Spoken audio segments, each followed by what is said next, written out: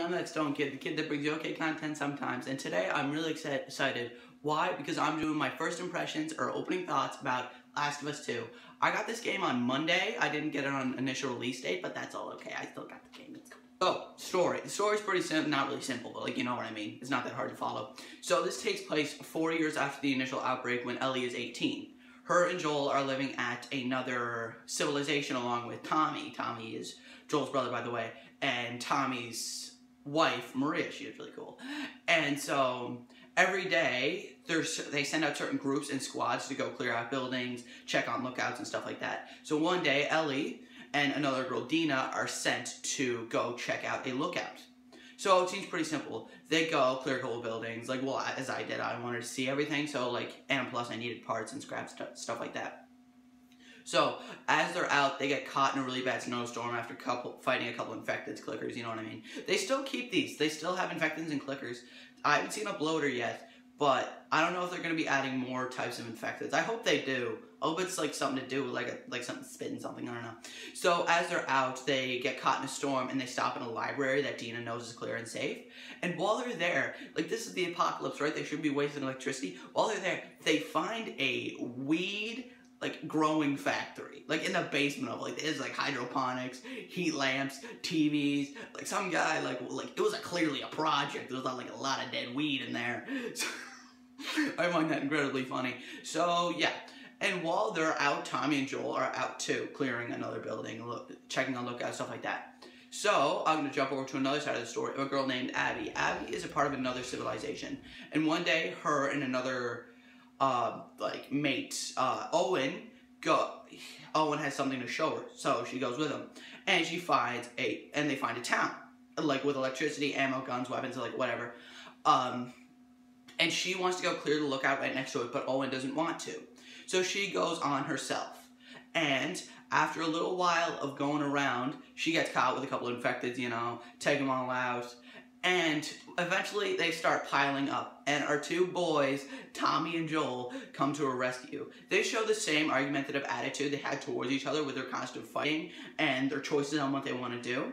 So eventually they escape all the infecteds by pushing a gondola up against a window and that breaking open and all. So Tommy, Joel, and Abby get back to her civilization, and when you're thinking all is good, a couple members of their group knock out Tommy, and Abby shoots leg in the Joel with a shotgun. And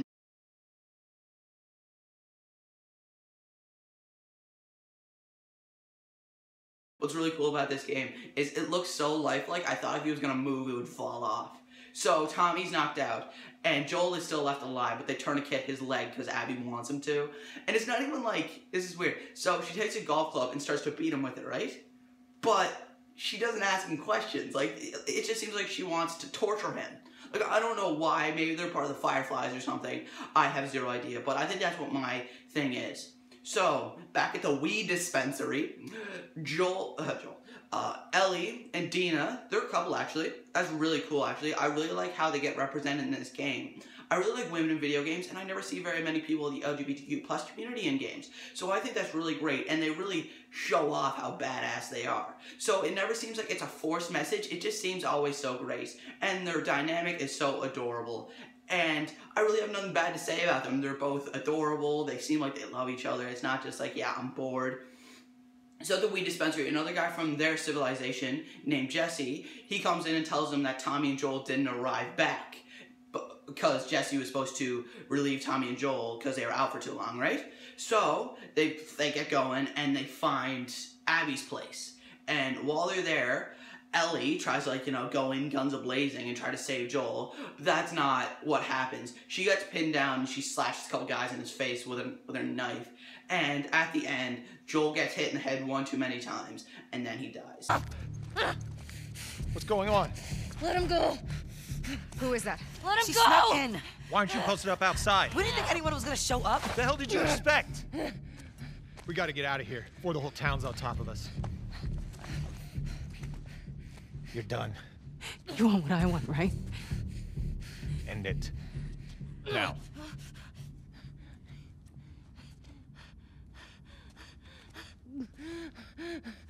Joel, get up.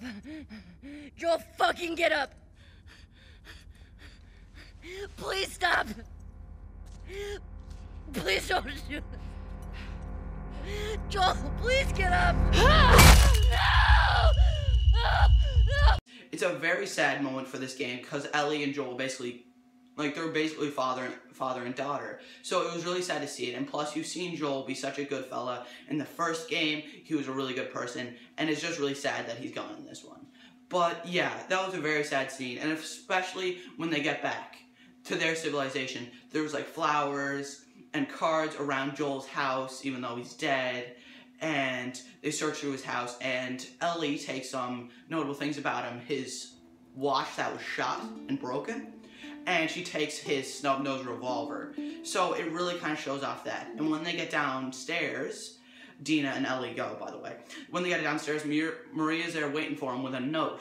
And it says that Tommy left to go avenge Joel, and to not let Ellie leave. But Maria finally does let her go. They leave them a horse, and a couple of bullets and a gun. Basically, yeah. So with this game, it's a little different. That's what I've met so far. And there's nothing really exciting that's been happening. They're trying to track the people who did this, the WLF or the Fedra. I don't know which one quite yet. It's kind of confusing on my part. I don't know. So they're just trying to hunt them down and get to Seattle to see that the group that killed Joel. So that's really great. And there's tidbits that Tommy was there, like he left his bag somewhere and they found it. And the type of interrogation techniques he used is that they have two men in one room, both tied up. And they ask one guy a question and say to write it down. And then he asks the other guy the same question. And if the answers match up, they're clearly telling the truth. But if they don't, one is clearly lying. So there's a lot of tidbits sprinkled in that Tommy was there as you go. And by the way, everyone's aged a little bit more because it's like 4 years. They aged like a little bit. So really, that's all I've known about the story so far. And I'm going to talk about the controls and the combat for a little bit. The controls are basically the same, but it's more akin to Uncharted in a sense. Like, there's quite a bit of platforming. So yeah, it's really weird when it comes to that. I think it turned more the Uncharted route rather than the original Last of Us 1 route. I really like it, honestly. Like, I have no problems with it.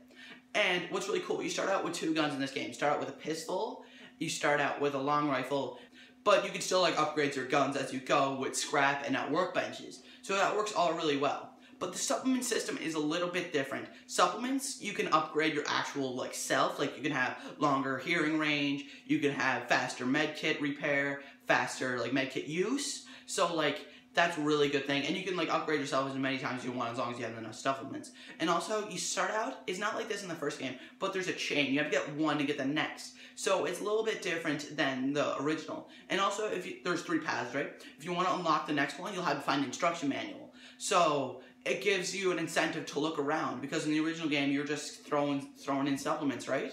And the upgrades that come with it. There was no really need for exploration. So they found a really good way for us to keep exploring.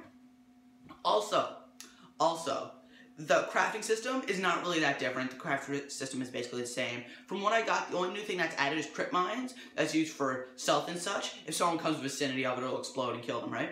So the scrap system stays the same. You collect scrap and upgrade your guns. But also, you're not given the guns in the basic story way that the original got. You actually get them by searching. Like, in the Seattle town square, you can look at so many old buildings and search them, right? And one, there was an old bank, and you could find a shotgun. And so it's not just all, yeah, you get the guns and the progression of the story. No, you have to explore and look around for these guns, which is a great way to explore, and it's a great way to give an incentive. And also, unlike the last game, you can't just upgrade your backpacks to give you an extra weapons holster. You'll have to find belts like you can use to make a makeshift holster. So that gives you also another incentive to explore, and it gives such a good way. And also the environmental storytelling. Like, you can search old houses and find notes and letters and stuff like that to see what this place was before the apocalypse started, or during what happened during the apocalypse. Like, there was one, it was like a kid's letter to Santa Claus, and he asked for a gun and for a big dog to protect himself from the infected. So that really shows that they know how to build the environment pretty well without saying it. You explore and find out more about the story, which is fantastic. I love that. And combat's basically the same. Abby, I'm just going to talk about her in particular just because, like, you play for her a little bit in the beginning of the game. She has a more punch-kick, mixed martial arts kind of feel, and Ellie has more of her switchblade knife sort of combos, jabbing the chest, throat, and face, right? You don't really play as Joel. You play as Joel for like the first 10 minutes of the game, but otherwise than that, you don't. And the beginning of the game was a great way to teach you the controls of it all. You have a snowball fight with a couple of kids with Dina in Civilization. So it's really great. It teaches you the controls in a very controlled and controlled environment. You don't have to worry about dying. You can worry about losing. You gotta get the kids 10 times, and they gotta get you 10 times. So it really works out that way on how it teaches you the mechanics and stuff like that, like teaching you the jumping mechanics, even though those are new, teaching you the throwing mechanics, so that's fantastic. And what else do I have to say? You can upgrade your guns in the normal sense, and all the characters are great. I love them all. Dina and Ellie's dynamic, just because how adorable they are together. And the relationship never seemed forced, so that's always fantastic to hear. And you don't see a lot of Joel just because it's really sad that he died. I haven't seen much of Tommy yet, so maybe he comes in, maybe even a little bit more important during the game. So yeah, the combat is largely the same, with being able to do stealth moves. You can still craft like Molotov cocktails, ways to take out enemies without trying too hard.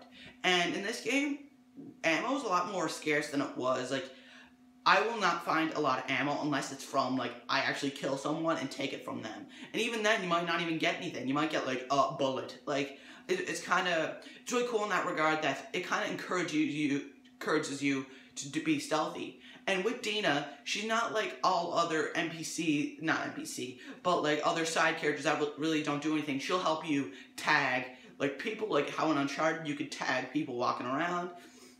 So that's great. She's not totally useless, and she can also like take down enemies. Like there's like dual takedowns and stuff like that. You don't have to initiate them. Like, well, you do. You'll have to like administer a stealth kill, and she'll do one too. So like it kind of helps with that. And also in combat, when like you may be pinned by an infected, she'll come down and like blast him in the face, right? And I'm going to talk about the graphics a little bit more. The graphics are downright fantastic, right? Because this game is so big, it has 2 discs, one to install the game on and then the other to play it. So it's just fantastic, the kind of foresty, beautiful terrain, and what really surprised me was the lighting, the lens flares, how it reflects off clothes and wood and all that. I really like this game. And I'm so excited to play more of it. I'm going to do a full review of it when I actually finish it. I'm probably about 3-4 hours into the game. So it's also that fact. So I'm really excited to play more of this, and I will update you when I keep on playing. And that's really all I have to say about this game. So far, I give it a 9.5 out of 10. Just because sometimes it can get a little stale with all the exploring and stuff like that. But most of the time, it's really cool. So, I'm that Stone Kid.